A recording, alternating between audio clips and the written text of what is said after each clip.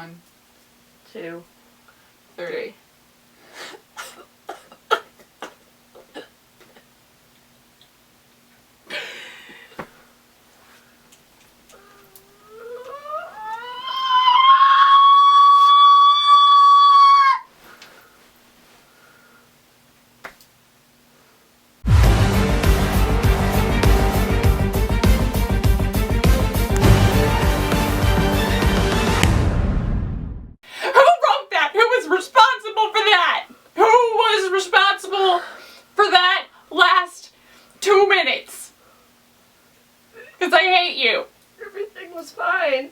And then it wasn't. Is it too late to quit? Probably.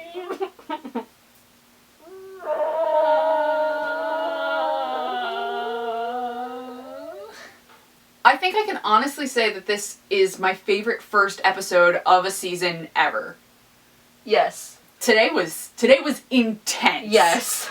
It was intense. There were a lot of... Oh my god. There were a lot of giggles, and there were a lot of tears. And there was a lot of banshee screams. Oh my god. Because, oh god, we are in for a hell of a season. Oh my god. All I really want to talk about is the last 2 minutes, but we should save that. So that'll come later. Yeah. I can start us off. Go ahead.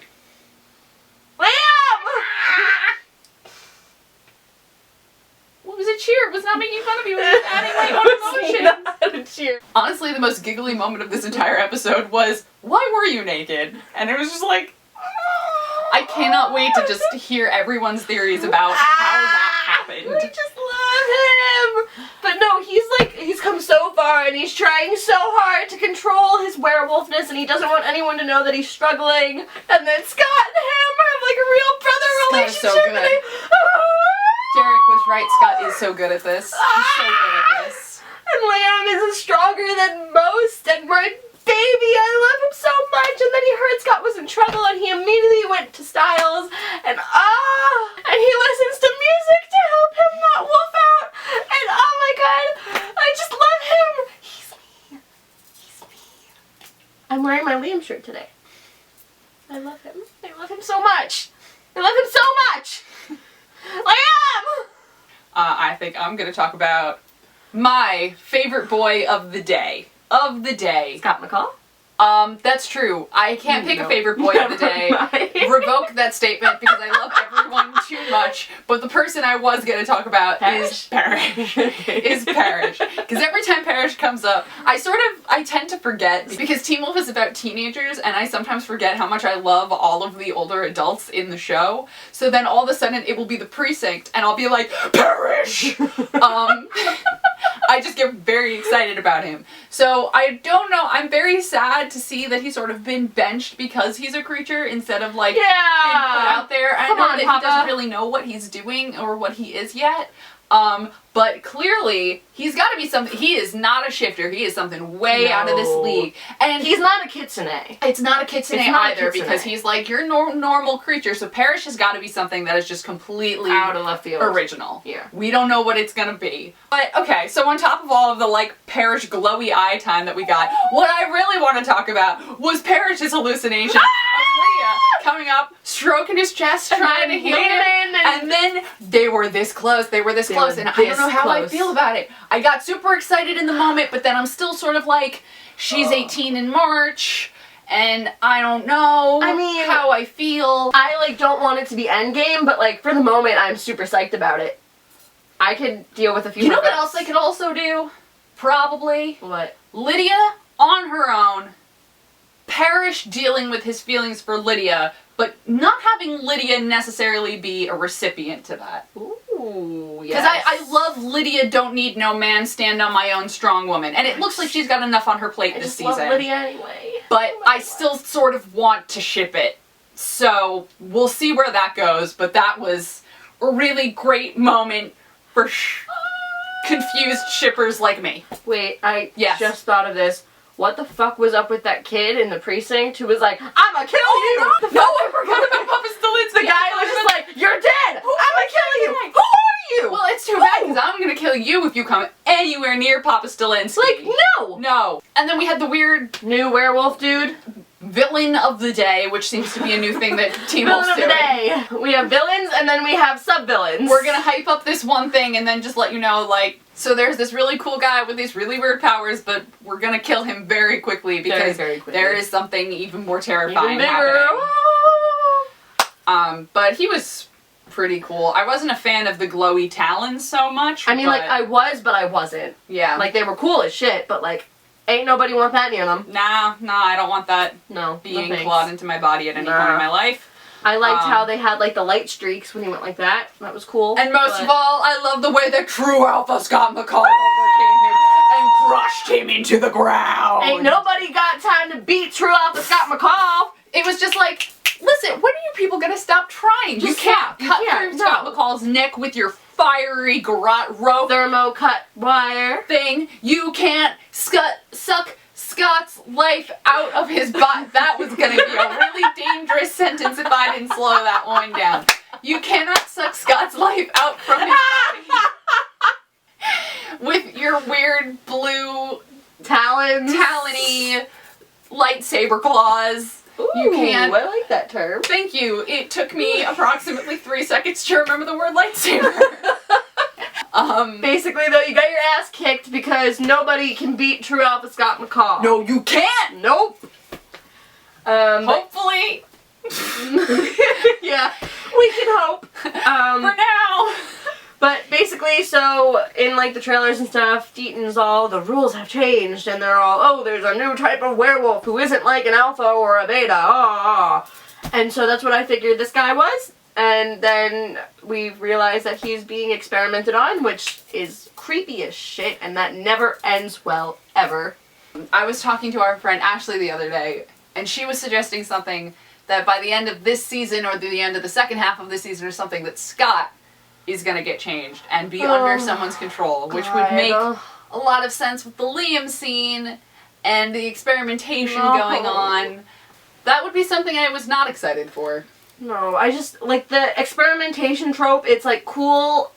Like, I'm drawn to it because I like how it's, like, that kind of eerie, creepy vibe, but also I hate it because I hate doctors, I hate needles, I hate all of that, and that is literally what the season is. So pray for me because it's going to be a very, very rough season. We also got the introduction of Theo. We definitely need more explanation and like more of a backstory. I don't know how I feel about him. Please give it to us. Please for once. Please give us the backstory. We need it. He's very smiley and at Kira. And I've also seen in promos like Malia that shot of him going like this when Malia's like checking him out. So I don't know if it's gonna be he wants Kira, Malia's kind of like into him, or if it's just gonna be like, or maybe his purpose in life is to just come in and fuck shit up. That could be it too.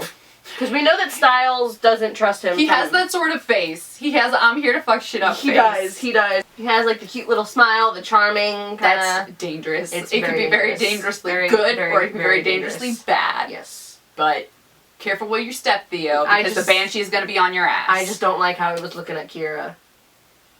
Because no. Because we don't want to get Theo in the middle of our OTPs. No. Speaking of OTPs, the slight, brief, heartbreaking, heart-wrenching, heart-vomiting return of Skallison. Oh my god. I can't. The banshee powers were strong, I knew it was coming, but I still was not prepared. I can't. I'm like so happy that they did it, but also it tore my heart into pieces. Yep. And what really tore my heart into pieces is like, we could just sit there forever.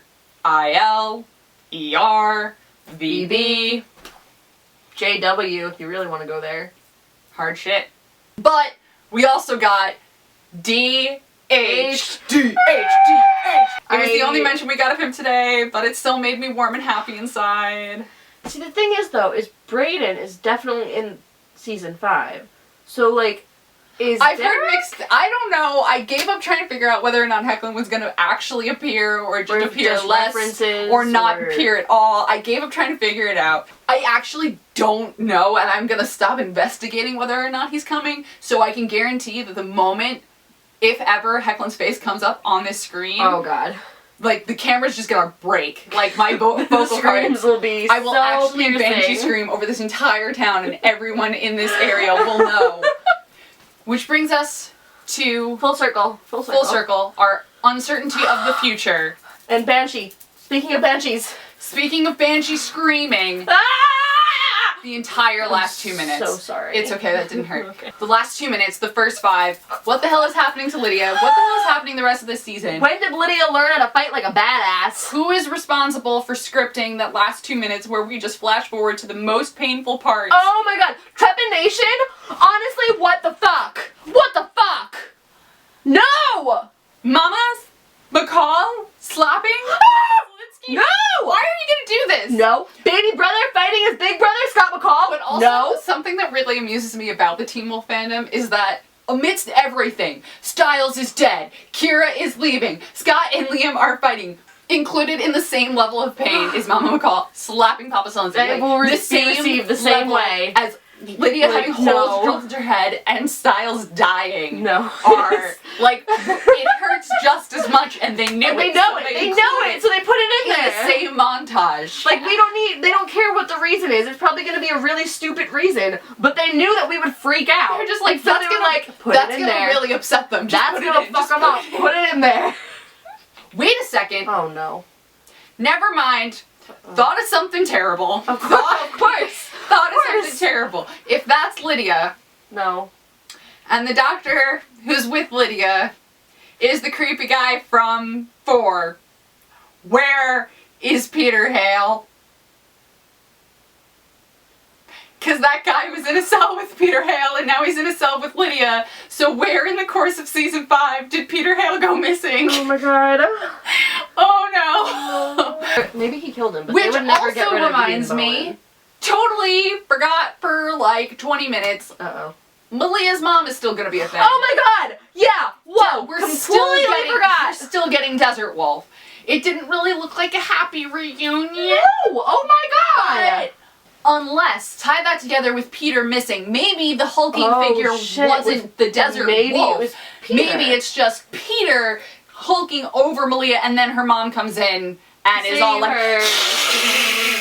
that would be more a typical ideal. like optimal. twist this situation to make you think that something terrible is going to happen, But it's not that bad. So I think that would be really cool. I That'd don't know be if that's cool. going to happen, but Probably not, because no. Teen But Wolf. Peter's still missing, so that's something to keep in mind. Unless- You know who else is still missing? I will never forget Gerard. I still think that the last episode of Teen Wolf is going to have I will Gerard never forget come out of Gerard. the darkness, and he's just going to be responsible for everything. Watch them someday.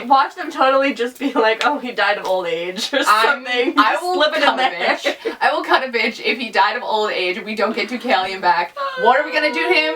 We're gonna hang him up, we're gonna blind him with arrows, we're gonna cut him in half. Mhm. This is basically Banshees, and that basically covered everything. That's a good tagline. Thanks. Yeah, see you tomorrow. Ow.